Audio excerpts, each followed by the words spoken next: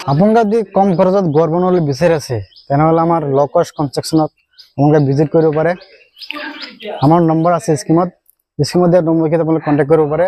আমি অতি কম খৰচত আমি উন্নত মানৰ মেটেৰিয়েল দি আমি ঘৰবিলাক বনাই আছোঁ। আমি অলপ সময়ত চাৰ্ভিচ দি আছোঁ। আপুনি যদি ঘৰ বনাবলৈ বিচাৰে তেনেহ'লে আমাৰ লগত কণ্টেক্ট কৰক। হেল্ল' দোস্ত, নমস্কাৰ, আসসালামু আলাইকুম।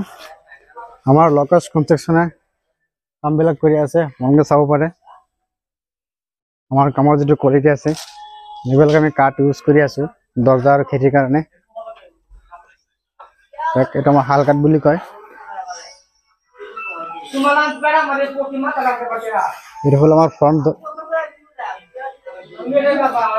ডোৰ।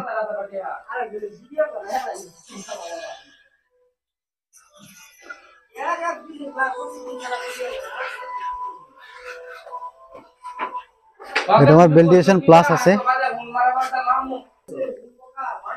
আমার যেটো খিড়কির ভেন্টিলেশনটো প্লাস আছে চাব। এইখিনি আমার ভেন্টিলেশন, এটা আমার খিড়কি। খিড়কিৰ লগত আমাৰ ভেন্টিলেশনটো প্লাস দিলে মানে এটা বাটা মাৰ বাচি যায়। আৰ আমাৰ যদি ফল সিলিং লগা হ'ব, ফল সিলিং লগালে ধৰক আমাৰ এইটো ধৰক আমাৰ দৰজাৰ উপৰ ভেন্টিলেশন আছে, তাৰ উপৰত আপোনালোকে লগাই দিব পাৰিব। আৰ নহ'লে যদি ভেন্টিলেশন আপুনি এক্সট্ৰাকে বনাই ভেন্টিলেশনটো আমাৰ ওপৰত উঠি যায়, বেছি ওপৰত হৈ গ'লে ধৰক আমি ফল সিলিং লগাব নোৱাৰো। ফল সিলিং লগাব অলপ দিগদাৰ হয়।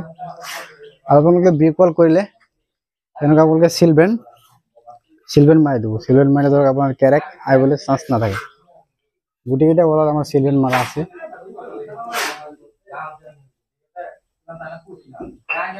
এইটো আমাৰ কাম চলি আছে কলিয়াবৰ তিনিআলি। থ্যাংক ইউ সো মাচ। নেক্সট ভিডিঅ'ত লগ হ'ব।